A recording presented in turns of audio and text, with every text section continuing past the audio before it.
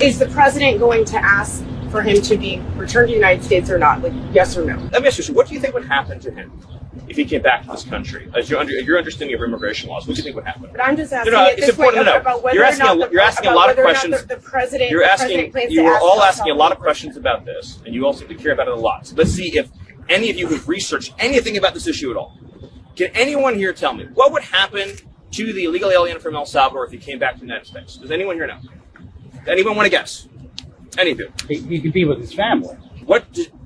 Do you know the difference between a deportation order and a withholding order? Do you know the difference? Any of you, please.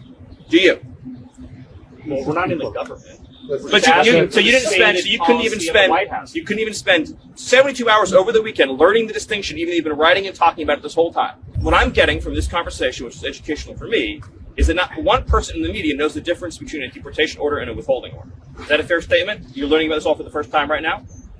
I guess so. Okay. So, a deportation order means the judge has said he must be deported from the country. He has no right to remain here any longer. He must be removed from the country. So, his only options are to be deported to his home country or another country. That's it. There's no other option. He doesn't get to stay here. He doesn't get to live here. He has no future here. He has no right to be here. He's an illegal alien. So when you keep saying return, because you've been spun up by the Open Borders advocates, you all seem to be operating under the illusion that he would be able to come to the United States and just continue to live here illegally. That's not an option available to him. His only choices in life are to live in El Salvador or to live in another country. That's it. There's no other option, legally or otherwise, because he came to our country illegally. Do you understand that?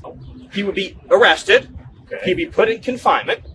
He would be deported the second time to El Salvador again, because there's no withholding order for an alien who's a member of a foreign terrorist organization, number one. Number two is the gang that he's a member of doesn't exist in El Salvador anymore. So what you're asking for is to be deported twice. But additionally, if we chose to just pretend that the withholding order was real, he would be deported to a different country.